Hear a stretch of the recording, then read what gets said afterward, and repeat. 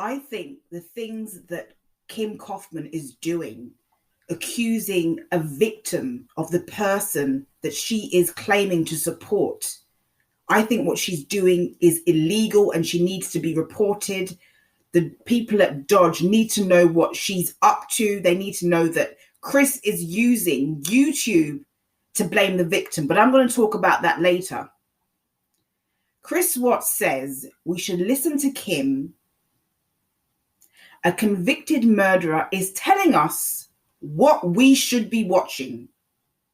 Don't listen to AD, he says. Don't listen to those podcasts.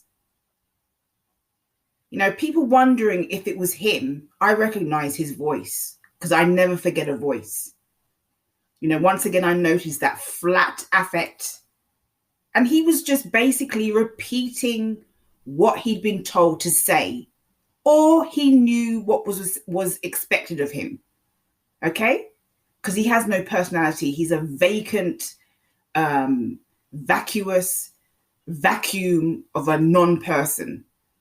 A convicted quadruple murderer should not have the privilege of using social media to blame the victim. And this must be reported to the powers at Dodge, the Weld County, FBI, anyone that this can be reported to, the police. And I want to discuss the narcissistic behavior of the Watts and their flying monkeys. Miss Mensah was a flying monkey in the beginning. You know, they used her channel to put their false accusations against Shan'Ann out there, and they discarded her just like the way narcissists do. They lure people in, they charm people, whatever, and then they discard them. And Miss Mensah doesn't seem to realize, or she's not sure whether or not she's been discarded by the Watts, but that's exactly what happened. They used her channel to put their message out there, and when they decided they didn't want her anymore to represent them, they've gone to this Kim woman. You know, and I was listening to her the other day. She thinks, Miss Mensah thinks, it's reasonable to believe that Chris Watts didn't harm his children. That is the most ridiculous thing I've ever heard, apart from the stuff that comes out of Kim Kaufman's mouth. That's like saying it's reasonable to believe that Chris Watts tells the truth. That's how dumb that sounds. You know, Miss Mensah is a flying monkey that's been discarded. They were using her channel, and now they've discarded her channel for Kim Kaufman. You know, the Watts and Kim Kaufman, because they're all in this together, trying to paint this terrible picture of Shan'Ann and trying to vindicate their son. They know full well that Shan'Ann didn't harm her children. They know deep down. Of course, they're fronting, they're putting on a charade because they don't want to accept that narrative because it's too shameful, it's too embarrassing, it's too humiliating for them, because they thought they had this fantastic son who was academic and good in sports that made them look good. They're not willing to accept what he did. But also, you know, I don't think the Watts have the highest IQ in the world. They're not the brightest bulbs in the room. Neither is Kim Kaufman, but they're not stupid either. They know full well that Chris Watts is never getting out. You know, this is all about improving their public image.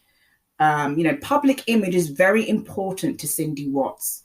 Rather than dealing with and accepting the shame of what her son did, she has tried to hurl the blame onto Shan'Ann, project the blame onto Shan'Ann for over 2 years. Time and time again. It's not stopped. And in doing so, trying to destroy Shan'Ann's reputation. You know, the DNA stint that Kim tried to pull is pure blackmail, and that should be completely and utterly illegal. You know, trying to blackmail Shan'Ann's family into proving that Nico was Chris's son. Everyone knows that Nico was Chris's son. I mean, everyone knows that. But even if he wasn't, that has not got a thing to do with the 35C, Kim. Nor will this help Chris's appeal. You know, what these gaslighters are doing is playing mind games with the public. Kim claims that Chris thought he was only pleading guilty to infidelity. And that when he put the kids into the oil tanks, he imagined that he was just putting them to bed. Kim knows it's all tripe. And so does Jays for Justice, who I've been informed was another Shan'Ann basher back in the day, who's now pretending that she's looking for justice, but is really just gaming people. So for the past few days, I've been gathering evidence, videos, the demonstration that Kim has on her channel of, someone putting their hands over what is supposed to be Cece or Bella's mouth. These things, these videos, I've got a copy of all of them, all of the relevant ones. And this information that she's putting out there, this misguided, these lies, these defamation, this needs to be reported to people at Dodge. It needs to be reported to the police. It needs to be reported to the authorities. It should be illegal for a quadruple murderer to be using social media, as a platform to blame the victim.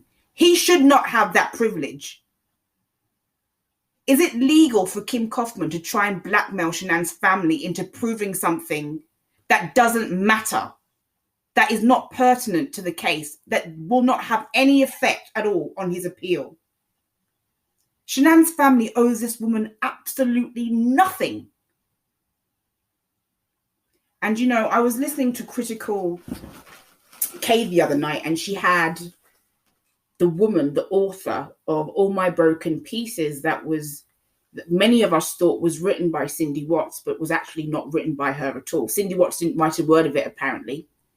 But this woman captured Cindy's voice perfectly, because what she wrote didn't come out of nowhere. What she wrote was from her conversations and her interaction with Cindy Watts, knowing Cindy Watts did not like Shan'Ann. And some of the things that she said in that Critical K conversation, in that live, whatever you want to call it. I mean, I'm no fan of Critical K, I'll be honest with you. I'm not a fan of hers, but I thought the interview was actually very good. I didn't buy everything that was said in the interview. I didn't believe everything that was said in the interview. But it gave me a summary. It really, really put everything together. There was a lot of reckless spending in that marriage, a lot of fantasy living in that marriage. And I've been accused of trying to make Shan'Ann into a saint and overlooking, her flaws. I've never overlooked Shan'Ann's flaws. I can see that Shan'Ann had flaws. I see that she had issues. But none of her issues, none of her issues meant that she deserved to be discarded in such an awful way. And it doesn't explain what happened to those children. Shan'Ann was perfectly imperfect, okay? I'm very, very aware that Shan'Ann was perfectly imperfect. I'm very aware that Shan'Ann had a lot of flaws and some issues. And there was a lot of reckless spending in that marriage. A lot of ridiculous, reckless spending in that marriage. But it doesn't excuse Chris. It does not excuse Chris doing what he did. And as for the new book that's supposed to be coming out, Sharon and Cadle, there's this dispute. There's this dispute between Kim Kaufman and AD. They're in competition with each other. Let me say, I'm not a fan of AD either, but he has never, up to now, never accused Shan'Ann of the horrific things that Kim Kaufman is accusing Shan'Ann of. Like I said, I'm not a fan of AD, but I do know that he has never, ever done anything like what Kim Kaufman is doing. What Kim Kaufman is doing is wrong, should be illegal. She needs to be charged and put into prison, as far as I'm concerned. Along with the others, the Watts are all in on this. They are promoting this channel. It's their channel. It's their platform for this woman to spew all this hatred, for this woman to defame a completely innocent dead woman who lost her life far too soon. It's not right. It's not right. And they have to be held accountable, as far as I'm concerned. But anyway, getting back to Sharon and Cadle, there was this conversation now about, was Bella or Cece alive, either one of them alive when they were put into those tanks? That doesn't matter. That's not the issue anymore. There's obviously going to be a lot of lies and a lot of fabrication and a lot of sensationalism. I told you, it's not about the truth on true crime on YouTube anymore. It's about what gets clicks. It's about what gets attention. And as much as I hate that, that's what the case is. It doesn't matter in the end how things actually played out on that night, because the end result always will be the same. No one was saved. No one was saved. So it doesn't matter if it happened in the house.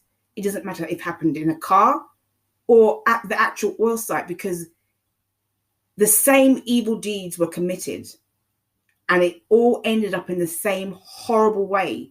So it doesn't even matter speculating to whether who was alive when, where the crime took place, whether it was in the house or in the car or outside.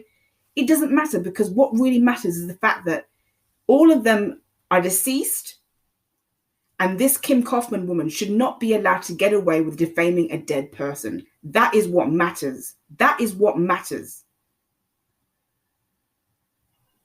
Kim Kaufman should not be allowed to use YouTube and social media as a platform to defame a completely innocent victim, to accuse people, to blackmail people, to gaslight people. It shouldn't be allowed. She needs to be reported.